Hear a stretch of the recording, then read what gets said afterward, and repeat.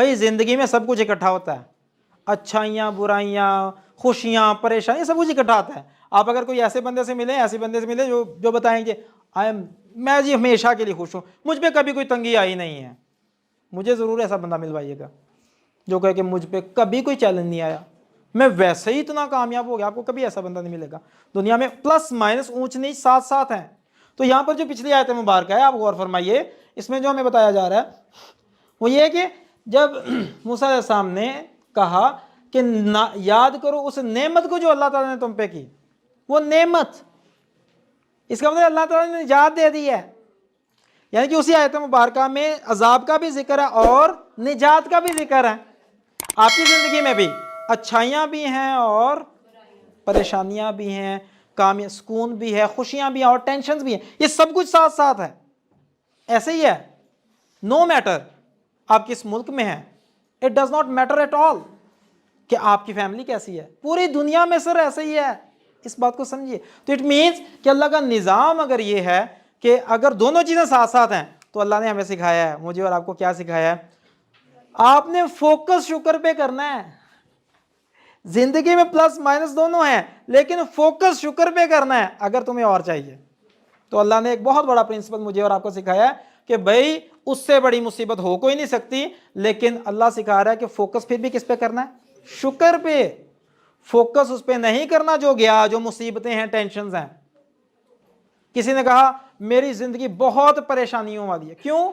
میں کبھی اتنی غریب تھی یا اتنا غریب تھا کہ میں زکوٰۃ پہ گزارا کرتا تھا.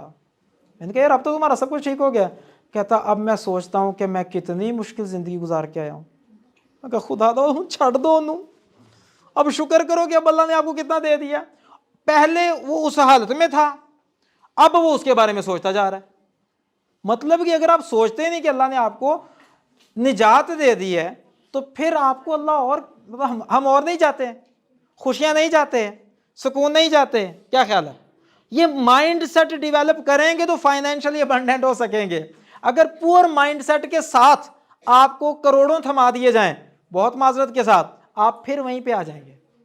وہ جو ایک کسی نے بڑی پیاری بات کی، اس نے کہا اگر آپ پوری دنیا سے سب لوگوں سے سارا پیسہ اکٹھا کر لیں، اس میں بلینئرز بھی ہیں اور بیچارے بالکل کچھ بھی نہیں ہے جن کے پاس وہ بھی ہیں، اگر آپ سب سے پیسہ اکٹھا کر لیں، سب میں برابر برابر بانٹ دیں تو کیا ہوگا بلا؟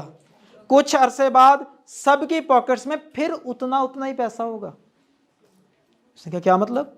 بھئی جنہوں نے اتنا کمایا تھا، اتنا حاصل کیا تھا، انہوں نے کوئی نہ کوئی مائنڈ سیٹ ایسا اپنایا تھا، وہ کچھ نہ کچھ بنے تھے جس کی بنیاد پر ان کے پاس آیا. اور جن کے پاس نہیں تھا انہوں نے کوئی ایسا لائف سٹائل اپنایا ہوا تھا جس کی وجہ سے ان کے پاس جو بھی آ رہا تھا ساتھ ہی نکل جاتا تھا. اس نے کہا یہ اپنے نیگیٹو مائنڈ سیٹ کی وجہ سے پھر سے خالی ہو جائیں گے، وہ اپنے پازیٹیو مائنڈ سیٹ کی وجہ سے پھر سے اتنے ہی کامیاب، اتنے ہی دولت مند ہو جائیں گے. یہ ہم فائنینشیل ابنڈنس کے ایک اسپیکٹ کو دیکھ رہے ہیں. ایون کہ اگر آپ رسول پاک صلی اللہ علیہ وسلم کی زندگی کو دیکھیں، کون ایسا ہوگا جو بندہ یہ سمجھے گا کہ وہ غریب تھے؟ کم آن، جو کہ نماز کے فوراً بعد اٹھ کے اس لیے چلے جاتے ہیں کہ سونے کا کوئی ٹکڑا تھا اور میں نے جا کے حکم دے دیا اسے کیا کریں، اسے جا کے بانٹ دیں. اور فرمایا اگر میرے پاس احد پہاڑ کے برابر بھی، حدیث کا مفہوم ہے نا، اگر احد پہاڑ کے برابر بھی اگر سونا ہو تو میں یہ پسند کروں گا کہ 3 دن کے اندر اندر سارا اللہ کے راستے میں چلے جائے. آپ ایسی پرسنالٹی کو غریب سوچ بھی سکتے ہیں؟ وہ تو جن کے پاس سب کچھ تھا ان سے بھی امیر ہیں اصل میں، لیکن انہوں نے چوز کیا کہ میں دے دوں رادر دین کہ میں اکٹھا کر کے رکھوں. بات کی سمجھ آ رہی ہے آپ کو؟ تو رسول پاک صلی اللہ علیہ وسلم سے بڑھ کر فائنینشلی ابنڈنٹ آپ کو کوئی نہیں ملے گا. لیکن وہ ساتھ ہی دے گئے، وہ ری انویسٹ کر گئے. کہاں کے لیے؟ That is a real bank to invest on.